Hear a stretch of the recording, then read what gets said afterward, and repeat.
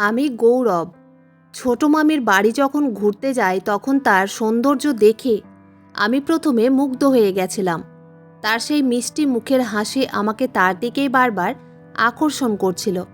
তারপর একদিন রাতে ছোট মামা যখন বাড়িতে ছিল না, তখন মামি আমাকে বলল, গৌরব, আমার ভীষণ ভয় করছে, তাই তুমি আজকে রাতে আমার ঘরেই শুয়ে পড়ো। আমি তখন ভীষণ খুশি হয়ে মামির ঘরেই শুয়ে পড়েছিলাম।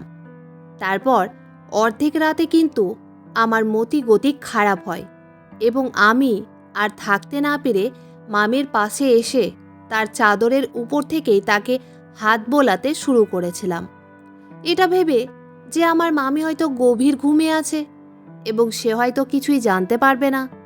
তারপর আমার হাত বোলানোর 2 মিনিট পরেই মামি যখন হঠাৎ করে চোখ খুলে আমার দিকে তাকালো, তখন আমি তো অনেক বেশি ভয় পেয়ে ও ঘাবড়ে গিয়ে দূরে সরে গেছিলাম।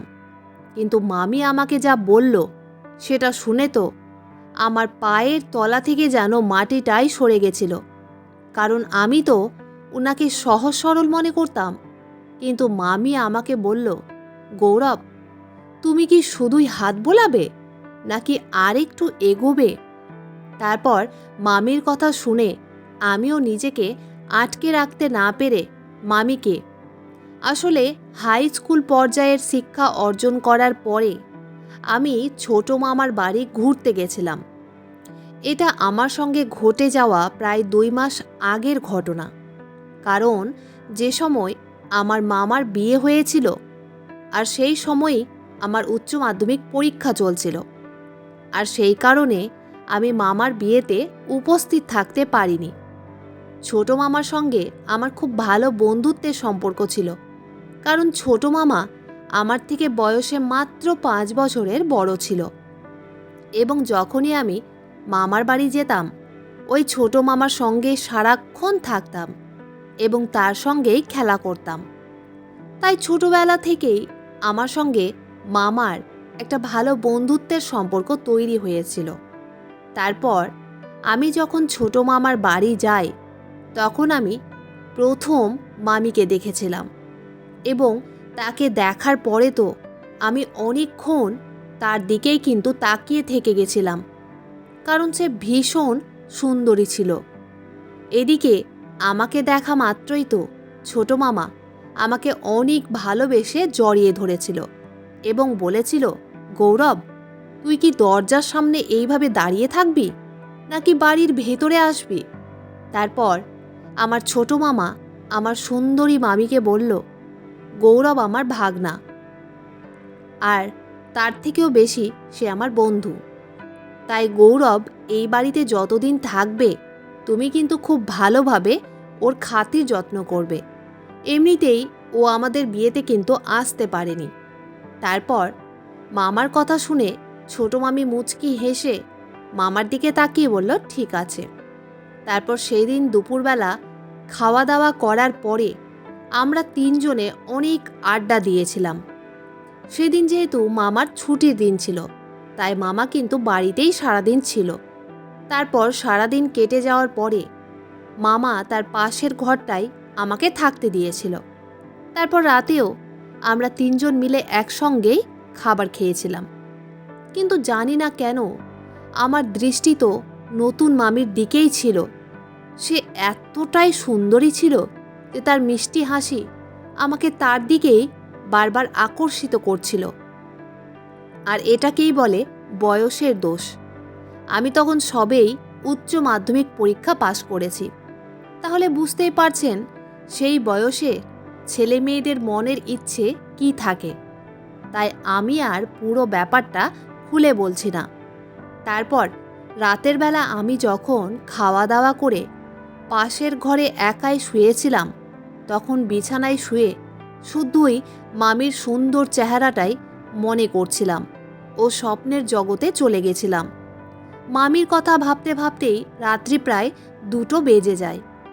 2টোর সময় মনে হয় আমার পাশের ঘর থেকে কেমন যেন একটা শব্দ আসছে, মানে মামির ঘর থেকে, এবং ওই শব্দ পেয়ে আমি আরও বেশি ব্যাকুল হয়ে উঠেছিলাম। কারণ আমি বুঝতে পেরেছিলাম ওই শব্দটা মামির ছিল এবং ওটা কিসের শব্দ ছিল। তারপর আমি যখন আরও অনেক বেশি অস্থির হয়ে পড়েছিলাম, তখন নিজেকে আটকে রাখতে না পেরে আস্তে করে নিজের ঘরের দরজা খুলে মামির ঘরের দরজার ফাঁক দিয়ে সব কিছুই দেখেছিলাম। দরজার ফাঁক বলতে দরজাটা তো তাদের ভেতর থেকেই লাগানো ছিল, কিন্তু কি হোল্ডারের ফুটো দিয়ে একটা চোখ লাগিয়ে প্রায় আধ ঘন্টা দাঁড়িয়ে আমি মামা ও মামির সব দৃশ্য দেখেছিলাম। এবং সব দৃশ্য দেখার পরে আমি তো ভীষণ মজা নিয়েছিলাম, কিন্তু তখনও আমি বুঝতে পারিনি যে আমি কি ভুল করছি। এই জন্যই তো বলে বয়সের দোষ। এখন বুঝতে পারি যে আমি কিন্তু সেগুলো অন্যায় করেছিলাম। পরের দিন সকালবেলা আমার মামি যখন স্নান করে ছাদের উপরে বসেছিল এবং নিজের লম্বা লম্বা চুলগুলো রোদের মধ্যে শুকোচ্ছিল, তখন আমিও মামির পেছনে পেছনে ছাদের উপরে গেছিলাম এবং আমি ভেবেছিলাম তার সঙ্গে একটু ইয়ার্কি ঠাট্টা করব। তাই আমি মামিকে হাসির ছলেই জিজ্ঞেস করেছিলাম যে, মামি, তোমাকে আমার কেমন লাগে? মামি তখন মুচকি হেসে আমার দিকে তাকিয়ে বলেছিল, তুমি তো খুব মজার ছেলে, তুমি কত হাসাও, আমার তো তোমাকে ভীষণ ভালো লাগে। তখন আমার মামির বাড়িতে থাকতে সবেই 6 দিন হয়েছিল এবং মামা ও মামি তো জানতই না যে আমি প্রত্যেক দিন রাতে তাদের ঘরের সেই কি হোল্ডারে চোখ লাগিয়ে সব কিছুই দেখতাম ও নিজে মজা নিতাম। এদিকে যত দিন যাচ্ছিল ততই আমার মামিকে খুবই ভালো লাগছিল। তার চুল থেকে শুরু করে পায়ের পাতা পর্যন্ত সব কিছুই আমার ভালো লাগতো এবং তারা তো জানতই না যে আমি তাদের দুজনের মাঝের ভালোবাসা ও তাদের আদর প্রত্যেক দিন রাতে আমি লুকিয়ে দেখতাম। শুধু তাই নয়, আমি কিন্তু সারাদিন আমার মামিকেই লক্ষ্য করতাম এবং আমার তাকে দেখতে খুবই ভালো লাগতো, কিন্তু সে তো আমার মনের অনুভূতি জানতই না। মামিও আমার সঙ্গে অনেক গল্প ও ঠাট্টা করত, কারণ মামা তো সারাদিন বাড়িতেই থাকতো না। মামা সন্ধেবেলায় বাড়ি ফিরে আসতো। তাই ভেবেছিলাম এই 1 মাসের মধ্যেই সেখানে থেকে মামিকে পটিয়ে নেব এবং নিজের ইচ্ছেটা পূরণ করব। এবং এইভাবেই প্রায় 10 দিন কেটে যাওয়ার পরে একদিন রাতে যখন আমি প্রত্যেক দিনের মতোই মামির ঘরের চাবির কি হোল্ডারে চোখ লাগিয়ে মামা ও মামির ঘরের ভেতরের দৃশ্য দেখছিলাম, ঠিক তখন হঠাৎ করে আমার মামি দরজা খুলে ফেলে এবং আমি সেখান থেকে পালানোর সুযোগও পাইনি এবং আমি মামির চোখের সামনে পড়ে যাই। মামি তখন আমাকে দেখে সব কিছুই বুঝতে পেরেছিল যে আমি অর্ধেক রাতে তাদের দরজার সামনে দাঁড়িয়ে কি করছিলাম। সেদিন রাতে মামি আমার দিকে অনেক রেগে তাকিয়েছিল, কিন্তু আমাকে কিছুই বলেনি। আমি তো মামির চেহারা দেখে লজ্জায় লাল হয়ে গেছিলাম এবং তাড়াতাড়ি মাথা নিচু করে সেখান থেকে আমার ঘরের ভিতরে চলে এসেছিলাম। আসলে আমি কল্পনাও করতে পারিনি যে সেদিন আমার মামি হঠাৎ করে দরজা খুলে আমার মুখোমুখি হয়ে আমার সামনে এসে দাঁড়িয়ে পড়বে। আসলে সেদিনও আমি আগের দিনের মতোই সব কিছু দেখার জন্য ও মজা নেওয়ার জন্য দাঁড়িয়েছিলাম, কিন্তু সেদিন আমি কিছুই দেখতে পাইনি, কারণ তারা দুজনে তো সেদিন রাতে শুধু গল্প করতেই ব্যস্ত ছিল।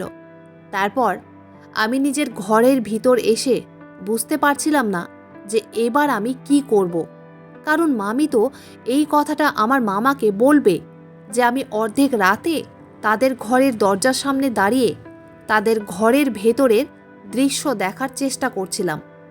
এবং এই কথাটা ভেবে সেদিন রাতে আমি সারা রাত ঘুমোতে পারিনি এবং আমার ভিতরে একটা ভয় কাজ করছিল এবং ভেবেছিলাম মামির কাছে সব কিছু শোনার পরে সকালবেলাতে হয়তো আমার মামা নিজেই আমাকে ধাক্কা মেরে হয়তো এই বাড়ি থেকে বের করে তাড়িয়ে দিবে।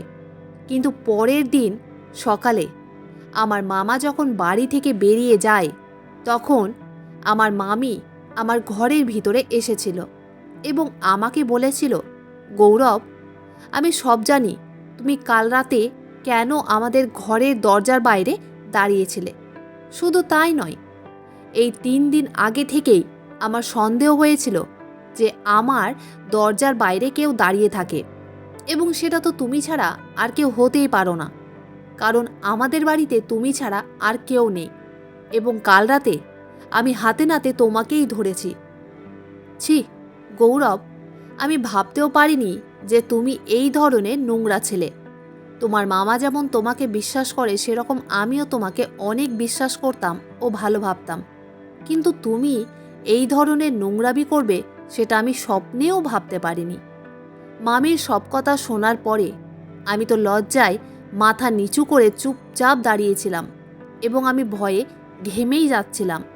কিন্তু মামির সামনে আর একটাও কথা বলার সাহস হয়নি, কারণ সত্যিই তো আমি অনেক বড় ভুল কাজ করেছিলাম।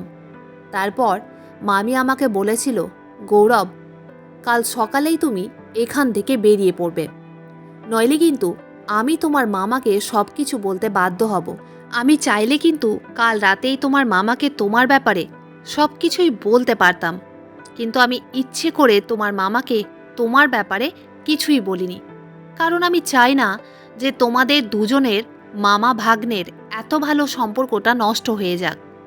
মামির সব কথা শোনার পরে আমি এত বেশি লজ্জা পেয়েছিলাম যে মামির সামনে হাত জোর করে ক্ষমা চাইতে বাধ্য হয়েছিলাম, এবং আমি নিজের ভুল বুঝতে পেরেছিলাম। এবং সেদিন আমি বুঝতে পেরেছিলাম যে এতদিন ধরে আমি যেটা করছিলাম সেটা আমি খুব বড় ভুল করেছিলাম, এবং আমার মতো এই বয়সে যারা নিজেকে ধরে রাখতে পারে না তারা কিন্তু খারাপ পথে চলে যায়। কিন্তু সেদিন আমি নিজের ভুল বুঝতে পেরে নিজেকে ধরে রাখতে শিখেছিলাম, এবং পরের দিন সকালবেলায় মামার কাছে মিথ্যে বাহানা করে নিজের বাড়ির জন্য রওনা দিয়েছিলাম। এবং বাড়ি আসার পরে আমি নিজের ভুল বুঝতে পেরে এত বেশি লজ্জিত ছিলাম যে নিজেকে অনেক বেশি পরিবর্তন করেছিলাম। এখন আমার নিজের উপর গর্ব হয়, এই কারণেই যে আমি ভদ্রতা শিখেছি। এবং আমার মামি যদি আমাকে সেই কথাগুলো না বলতো, তাহলে হয়তো আমি দিন দিন আরও বেশি অভদ্র হয়ে যেতাম।